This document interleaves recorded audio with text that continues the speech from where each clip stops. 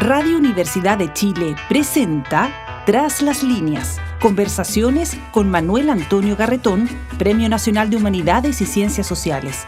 Programa producido en el Departamento de Sociología de la Universidad de Chile con el auspicio del Centro de Estudios de Cohesión y Conflicto Social, COES.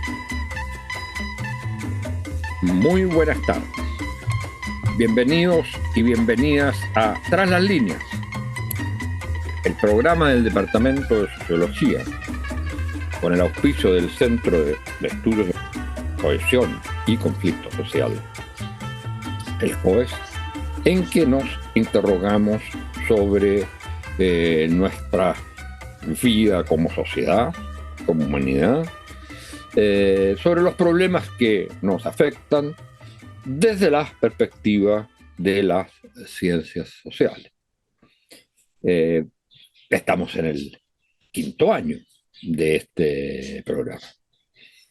Y si bien hemos tocado el tema del cual vamos a hablar hoy, pareciera que se inserta en un momento muy crucial. Se ha hablado, al menos para nuestro país, del año de la inteligencia artificial. Se ha dicho que estamos viviendo un momento de, como diría en inglés, de turning point, de viraje, donde grandes decisiones son fundamentales porque van a afectar el destino de la humanidad en torno a este tema de la inteligencia artificial.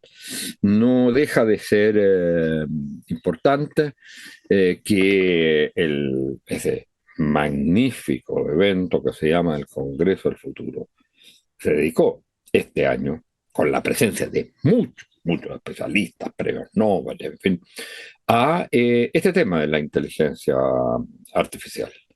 La velocidad con que uno de los componentes emblemáticos, que es uno de los programas, el GTP, ha evolucionado y se ha transformado y crecido, es un ejemplo de ello.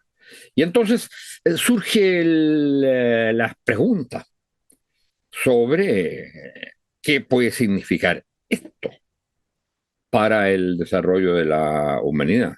Forma parte realmente de progreso, de procesos de emancipación, o puede llevar a formas de dominación que nos son desconocidas. ¿Pueden los estados hacer algo al respecto? ¿O aquí hay un poder que ya no se puede controlar? Y se puede controlar, por un lado, con algunas regulaciones, pero, por ejemplo, como nuestro invitado de hoy nos señala, por ejemplo, se pueden establecer derechos neuronales, como Chile lo ha hecho. Pero si no se tiene una política de datos, si no se controla sobre los datos, si no se sabe hacer con ellos o de dónde vienen, esos derechos no se pueden ejercer, no sirven para nada. Bueno, para hablar de este tema de la encrucijada actual de la inteligencia artificial, nuestro invitado es un colega del Departamento de Sociología, doctor en Sociología de la Universidad Alberto Hurtado, especialista en temas institucionales, en temas educacionales, en teoría sociológica. Precisamente uno de los puntos que más ha desarrollado es la relación entre educación y inteligencia artificial, que es Juan Enrique Opas. Vamos a conversar con él y le damos la bienvenida. Muy contentos de recibirte acá, es primera vez que vienes a este programa. Y lo que parece muy importante, y me permito ahí una observación personal, es que en el Departamento de Sociología se esté ahora dando la importancia a este tema. Y no solo en términos de, bueno, de preocupación, sino de, yo diría, de ir creando una línea de reflexión sobre eso, en la cual el fundador de ello es Juan Enrique. Publicó un artículo muy interesante de puesta al día de la situación en el análisis que hace, en el librito sobre análisis que hace, digo librito no en sentido peyorativo, sino porque es más bien chico, el análisis anual que hace Rodrigo Baño sobre la política en Chile. Y ahí viene una sección que se llama Temas y en la cual viene este artículo de Juan Enrique Paso que yo invito a todos a leer. Bueno, Juan Enrique, muchas gracias por estar con nosotros. Muy bienvenido.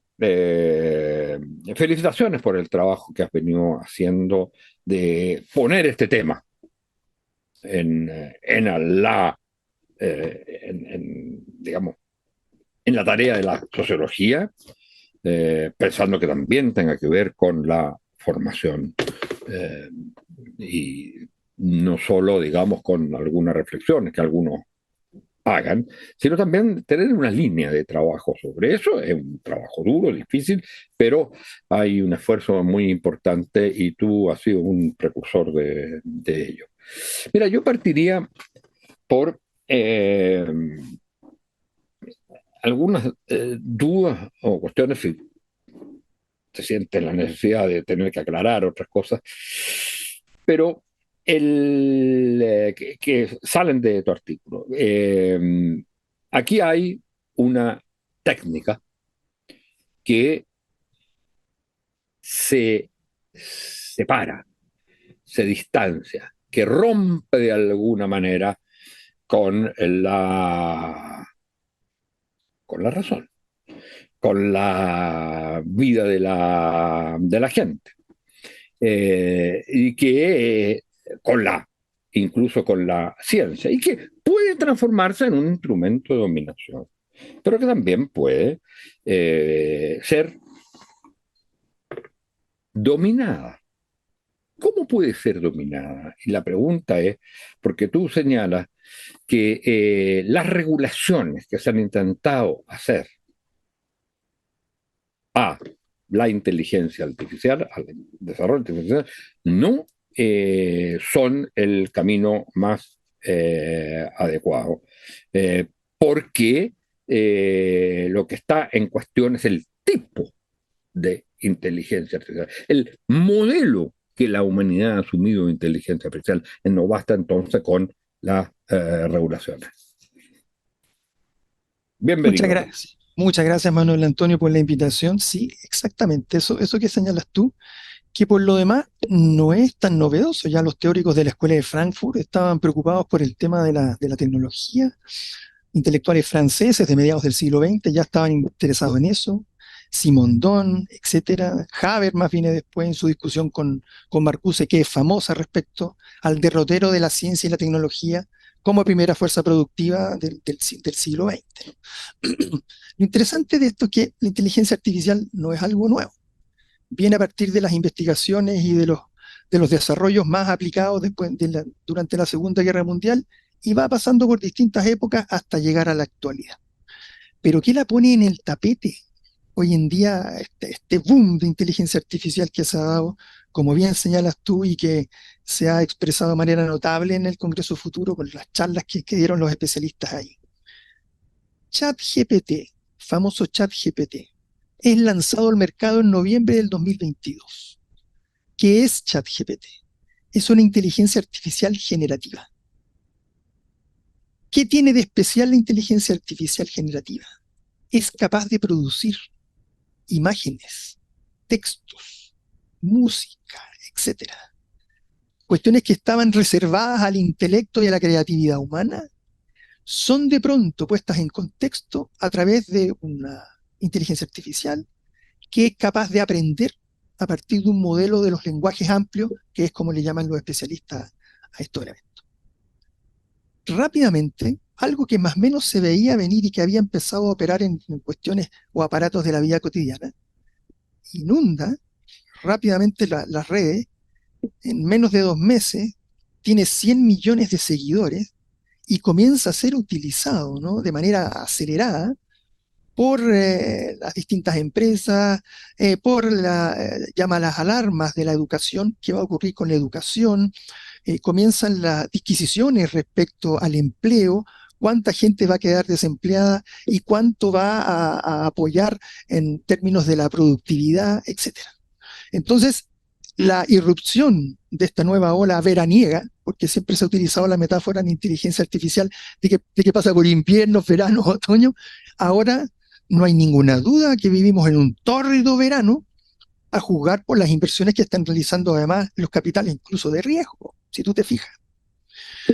Ya cuando apareció ChatGPT, la competencia se desató de manera salvaje. Y si uno pispa ahora en lo que está ofreciendo el mercado, tiene 15, 16 de esas inteligencias artificiales, y Gemini le va ganando a ChatGPT, y superaron a Claude 2, etcétera. Entonces las empresas están desfocadas, tratando de buscar, ¿no?, la mejor opción para meterse en el mercado.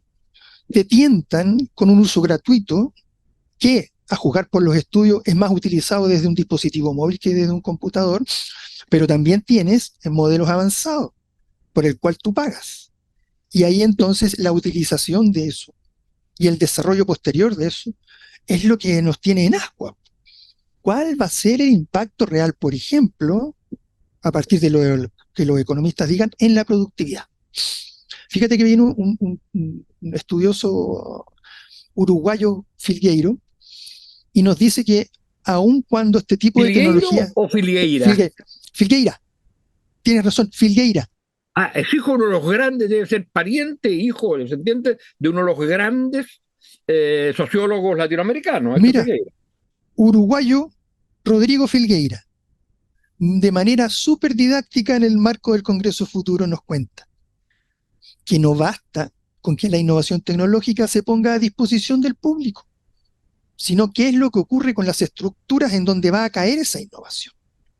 Fíjate que él hace análisis desde el año 1990 al 2000, hasta el 2015, señalando cuán difícil es que la productividad realmente se eleve por la innovación tecnológica. E indica que en general los países de América Latina no están todavía para dar ese salto digital en el cual tecnologías como esta, por ejemplo, logren los impactos en productividad que parte del mundo económico espera. Ahí tienes tú un desafío notable. Por otro lado, la educación. La educación no solo primaria y secundaria, también en la universitaria. O sea, estos nuevos chatbots, estas nuevas plataformas, realizan paper. Son capaces pero si lo estamos sufriendo. ¿Eh?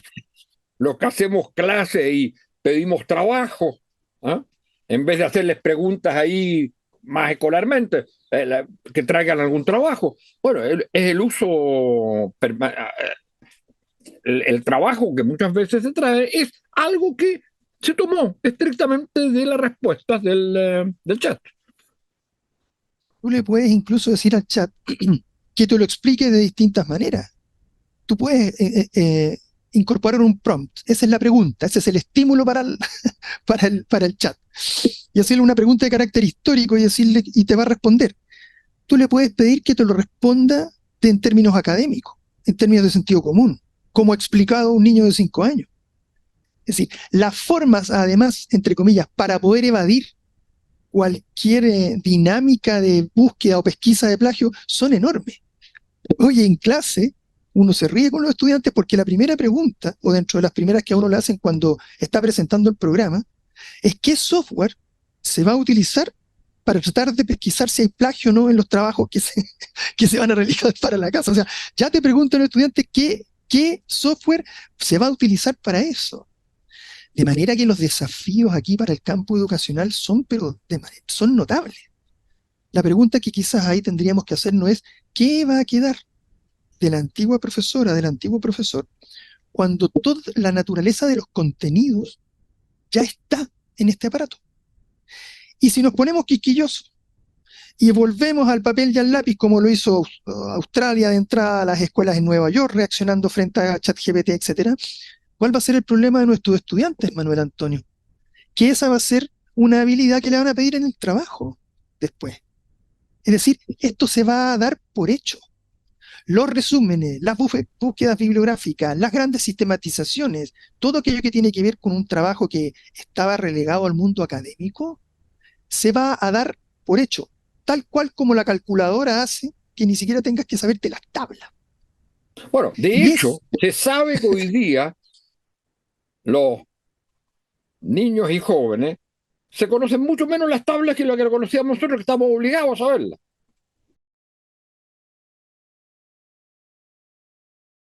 ¿De qué manera vamos a enfrentar eso? Los especialistas dicen que hay que volver al pensamiento crítico, que hay que concentrarse en la creatividad y que hay que concentrarse en la curiosidad. Las tres grandes C del tema educativo. Pero el problema es que no tenemos las destrezas ni habilidades, los profesores universitarios menos, pero también nuestros maestros, nuestros profesores y profesoras en primaria y en secundaria, para empezar a trabajar esto por la velocidad que lleva. ¿Cómo ha avanzado la potencia de estos dispositivos? Es una cuestión, pero que si uno sigue las noticias desde noviembre del 2022 hasta ahora, marzo, es impresionante. Ahora, mira, yo quisiera volver sobre esto después, respecto de cómo se resuelve este problema, cuáles son las pistas para avanzar. Pero quisiera plantearte algo que salía de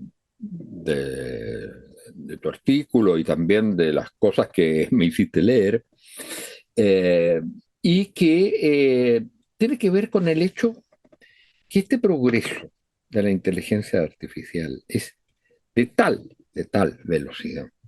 Y sin embargo, se dice que no se ha llegado todavía a la inteligencia artificial general. No la generativa, que es distinta a la inteligencia artificial, la general. Y que por el 2030, por lo menos eso es lo que salía en ese artículo, por el 2030 sí va a haberse llegado a la inteligencia artificial general. ¿Qué significa eso? Hay distintas denominaciones según los especialistas. También se le llama inteligencia artificial singular.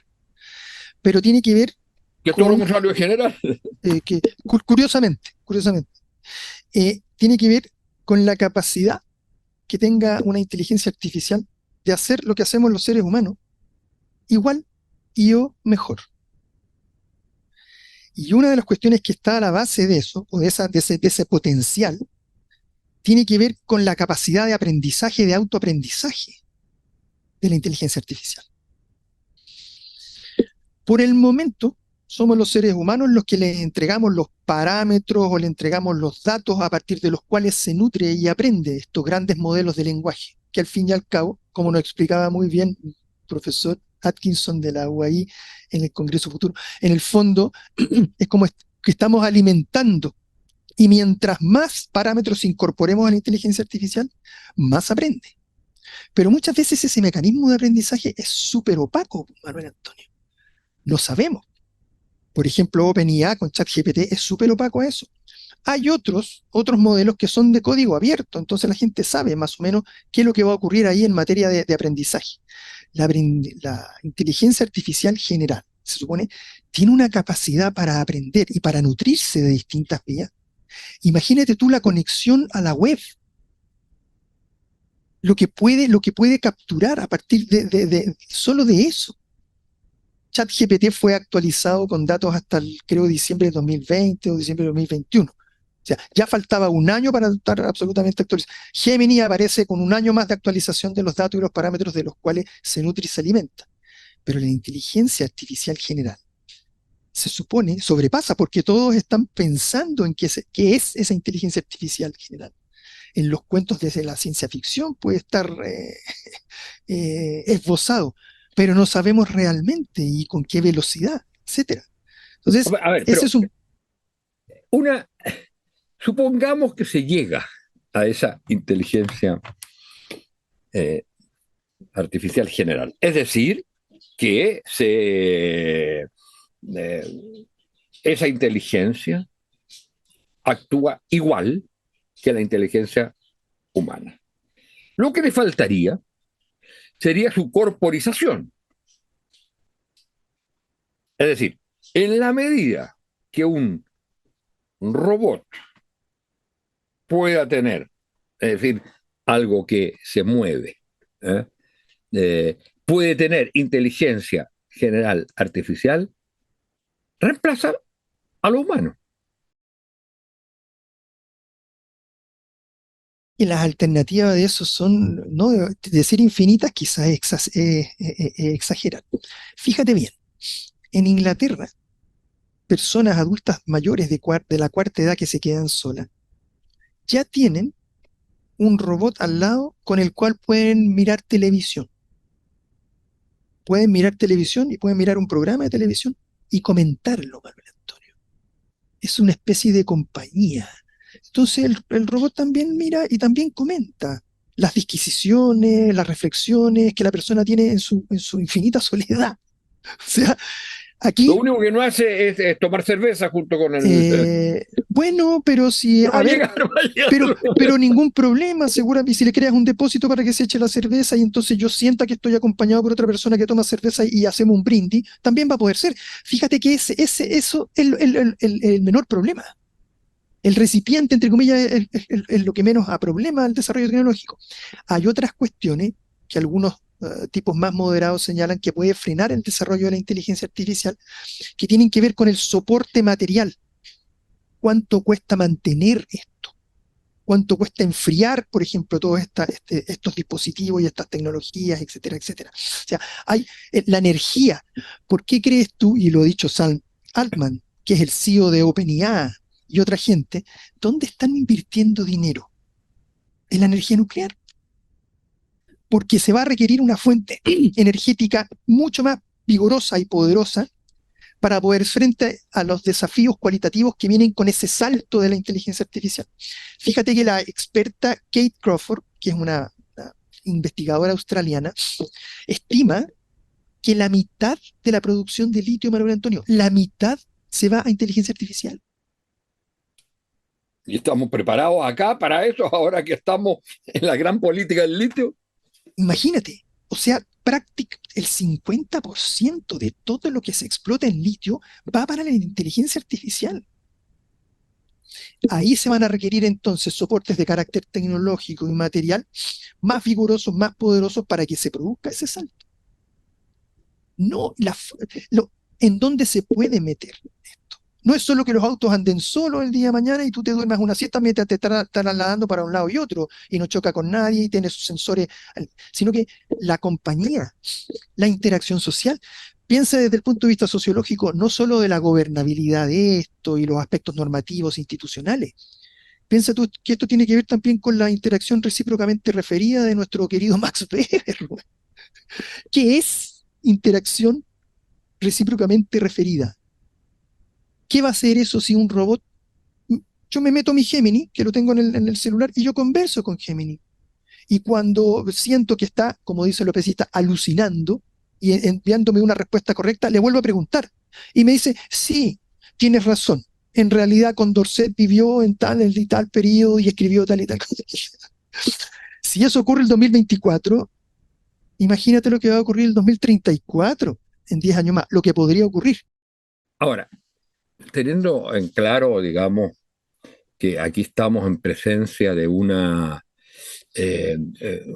revolución que va mucho más allá de lo que fue, por importante que haya sido en la humanidad, la revolución industrial, que tiene que ver con una revolución en el modo cómo funciona un elemento fundamental de lo humano, que es la inteligencia, que es la capacidad de entender, de desarrollarse, de conversar, de amar, etc. Todo eso, de alguna manera, puede ser reemplazado totalmente o puede ser hibridado, como decía una autora que tú citabas, eh, pero lo que uno se plantea es, bueno, ¿y qué se puede hacer para que esto contribuya a la humanización y no deshumanice? ¿Cuáles son las grandes líneas de acción al respecto? La pregunta del millón, porque como tú iniciaste súper bien, aquí se trata de que cada vez que hay un desarrollo tecnológico que tiene un impacto vertiginoso en el entramado social, ocurre estas dos cosas que tú señalas. Por una parte nos libera y nos emancipa, disminuye las enfermedades, las tasas de morbimortalidad, etcétera. Pero por otro lado puede generar nuevos esquemas de dominación, qué sé yo, conducirnos, como decían los frankfurtianos, a nuevas dinámicas de barbarie, de sumisión, explotación, etcétera. Manuel Antonio, lo mismo va a ocurrir con esto. ¿Y cuál es el gran problema? Y ahí una cosa que tú planteabas muy bien. Si el problema es la regulación, fíjate que cuando se reunieron en Europa los países, al final quedan en la mesa Estados Unidos, China y las 5 grandes corporaciones. Lo demás es adorno. La Unión Europea, en una noticia que acaba de salir hace 15 días, está bregando por imponer una ley que de alguna manera cautele el tema de los datos, la transparencia, lo que ellos, y el énfasis en ese corpus legal que ellos han puesto, que es el tema del riesgo que comporta la IA. Pero la IA y el desarrollo de la IA, las Allá es la inversiones, inteligencia artificial. la IA es la inteligencia artificial. O sea, se sigue desarrollando y en estos momentos todo el capital, la vanguardia de esto está en la investigación, está en la innovación. Ya cualquier ingeniero que se le ocurra una muy buena idea no hace más que agarrar su laptop y parte para San Francisco, allá en California. Creo que subieron los precios, no sé qué porcentaje, de arrendar una pieza, porque a cualquiera que se le ocurra una buena idea es capturado por estas grandes corporaciones y desarrolla entonces su idea. Entonces, centrar esto en la regulación, en los aspectos jurídicos, normativos, sí, sí, claro, es necesario ponerse de acuerdo en eso, en cuestiones más o menos generales. Sobre todo que tiene que ver con una cosa que en general a los esquemas capitalistas les importa, los derechos de autor. Ya hay demandas que contra el OpenIA, etcétera, porque no reconoce los derechos de autor en aquellas cosas que sistematiza y te las da a ti como un paquetito si tú le metiste un prompt o una pregunta determinada. Pero lo otro, la gran pregunta que tú haces, no sé realmente cómo es posible esperar la autorregulación. Otro comité que se formó fue por estas grandes empresas, Microsoft, Google, etcétera, Nvidia, OpenAI, etcétera.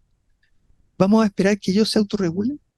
No, pero eso sería un horror, porque son los dueños de alguna manera de esto. Si ellos se autorregulan, ¿ah? eh, va a ser para las finalidades que ellos tengan. Ahí está. Entonces el problema es de relegar todo o concentrar esto en los aspectos normativos y jurídicos connota un riesgo enorme. Y entonces, ¿en qué te concentrarías? Porque tenemos que ir terminando. ¿En qué te concentrarías entonces? Es una pregunta difícil que no admite una respuesta naturalmente como apresurada, pero me da la impresión que mientras los entornos reciban y utilicen estos desarrollos tecnológicos de la manera más creativa y de acuerdo a finalidades que se autoimpongan, por ejemplo, el sector educativo, Manuel Antonio, de un país determinado, más posibilidades hay de que las adaptaciones que se hagan realmente propendan al fortalecimiento de competencias y de habilidades de los niñitos, por ejemplo, si en el sector de educación. ¿Qué es lo que va a ocurrir con esto en el mundo del trabajo? ¿Cuántos se van a quedar sin empleo? Ya no son solo las tareas rutinarias. Esto está afectando a las tareas que tienen que ver con el pensamiento, con la síntesis. O sea, son trabajos de cuello y corbata. ¿Te fijas? Entonces, ¿cómo hacer o cómo lograr a través de un derrotero que equilibre la integración adecuada, la integración pertinente de estas tecnologías sin que afecte de manera brutal los mercados ocupacionales, por ejemplo, el ámbito de la educación, el tema de la salud, etcétera. Entonces, Pero el punto ahí es que entonces la única manera de enfrentar, porque no hay una respuesta en este momento para ello, es que no es solo el problema de la regulación, porque se escapa, pero que sobre todo no es la autorregulación. Tiene que haber un poder distinto al poder que controla, que maneja, que incluso investiga sobre esto. Tiene que haber un poder distinto donde se puede discutir esto, lo que supone traslado de las capacidades que tienen los sectores hoy día dominantes en este campo a otros. Uno dice el Estado,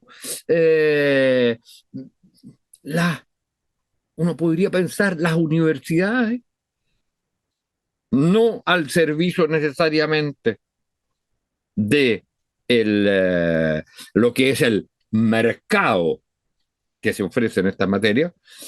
Es decir, ahí hay un problema, yo creo, y es curioso porque junto a todos los otros problemas que tenemos, quizás este sea el problema político, en el sentido estricto del término, principal que va a enfrentar la humanidad.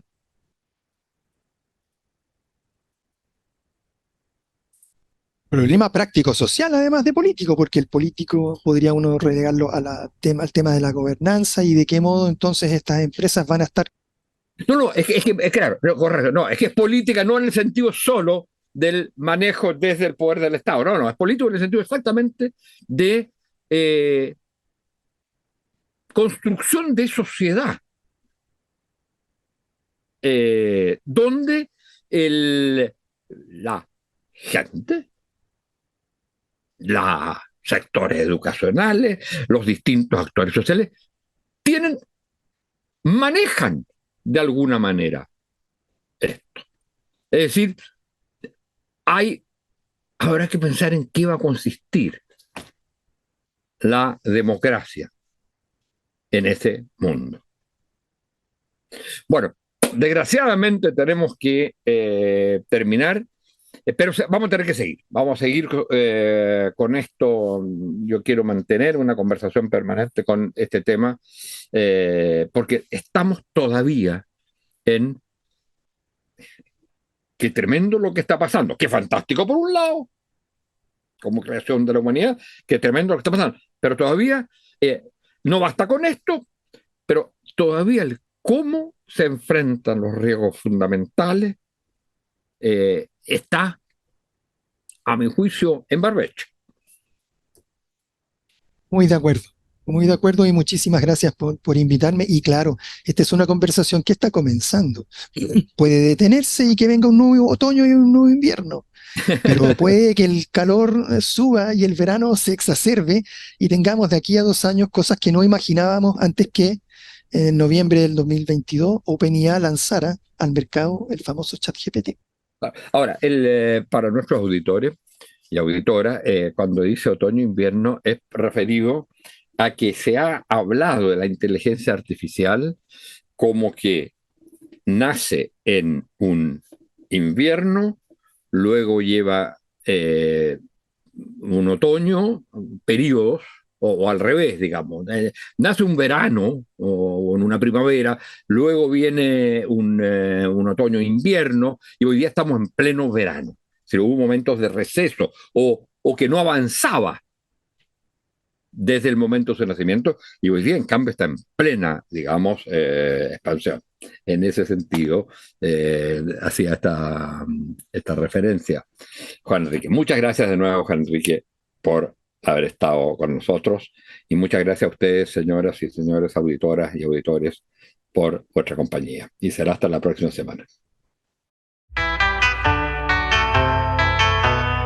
Radio Universidad de Chile presentó Tras las líneas, conversaciones con Manuel Antonio Garretón, Premio Nacional de Humanidades y Ciencias Sociales. Programa producido en el Departamento de Sociología de la Universidad de Chile con el auspicio del Centro de Estudios de Cohesión y Conflicto Social, COES.